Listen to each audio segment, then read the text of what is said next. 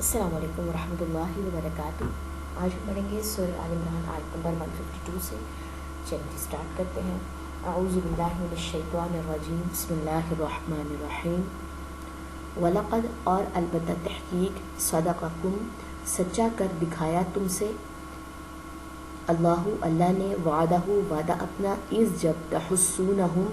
تم قتل کر رہے تھے انہیں، بِإِذْنِہ اس کے اذن سے، حتیٰ یہاں تک کہ اذا جب فشلتم بزدلی دکھائی تم نے، وتنازعتم اور جھگڑا کیا تم نے، فی الامر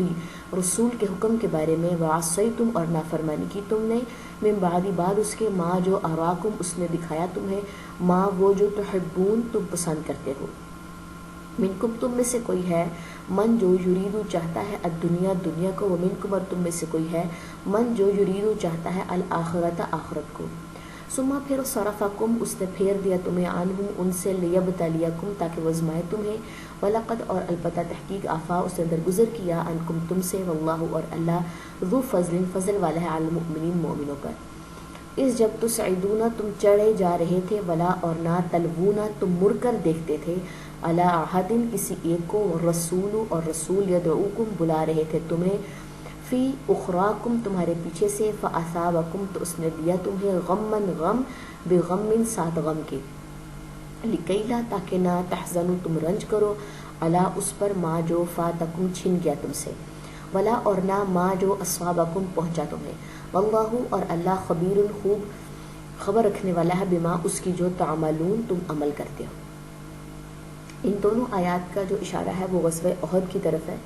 جس میں رسول اللہ صلی اللہ علیہ وسلم نے کسی بھی ایک جگہ پہ ان کو نافذ کیا تھا، ایک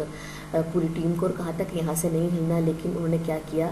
کہ جب یہ دیکھا کہ سامنے جو قریش ہے وہ ان کو لگا کہ شاید وہ لوگ مطلب جنگ جیت گئے ہیں، اور قریش جو ہے وہ اس وقت زخمی حالت میں ہے،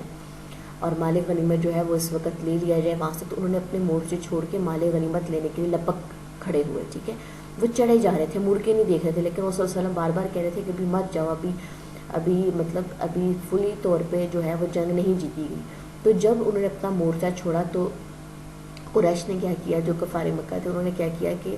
بیک سائڈ سے، اس مورچے کے بیک سائڈ سے آ کے انہوں نے حملہ کر دیا، تو پھر ان کو حملے کے بعد کیا ملا، غم پہ غم ملا، بہت سارے ایسے صحابہ تھے جو شہید ہوئے، ان کا مسئلہ کیا گیا، مسئلہ مطلب ہوتا ہے کہ کان اور ناک کو کاٹنا، ٹھیک ہے، تو بہت سارے صحابہ تھے جن کا مسئلہ ہو گیا، بہت سارے لوگ تھے جو شہید ہوئے، رنج پہ ان کو رنج ملا، ٹھیک ہے، اور ان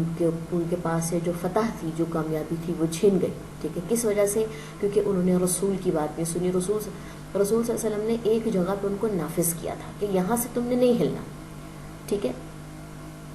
تو یہی ان دونوں آیات کا خلاصہ ہے۔ مزید ڈیٹیل کے لیے غزوہ احد کے لیے آپ سیرہ کی بک یا کوئی بھی تفسیر کی جو بک ہے وہ پڑھ سکتے ہیں۔ چلیں جی ان آیات کی تلاوت دیکھ لیتے ہیں۔ وَلَقَدْ صَدَقَكُمُ اللَّهُ وَعْدَهُ إِذْ تَحُسُّونَهُم بِإِذْنِهِ حَتَّى إِذَا فَشِلْتُمْ وَتَنَازَعْتُمْ فِي الْأَمْرِ وَعَصَيْتُمْ مِنْ بَعْدِ مَا أَرَاكُمْ مَا تُحِبُّونَ مِنْكُمْ مَنْ يُرِيدُ الدُّنْيَا وَمِنْكُمْ مَنْ يُرِيدُ الْآخِرَةَ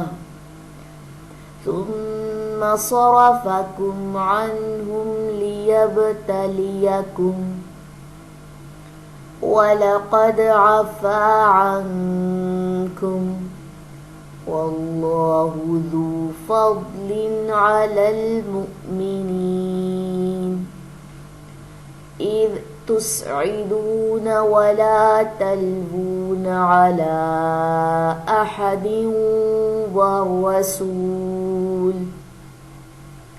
وَالرَّسُولُ يَدْعُوكُمْ فِي أُخْرَاكُمْ فَأَثَابَكُمْ غَمًّا بِغَمٍّ لِكَيْ لَا تَحْزَنُوا لكي لا تحزنوا على ما فاتكم ولا ما أصابكم والله خبير بما تعملون. سبحانك اللهم وبحمدك أشهد أن لا إله إلا أنت أستغفرك وأتوب إليك. السلام علیکم ورحمۃ اللہ وبرکاتہ.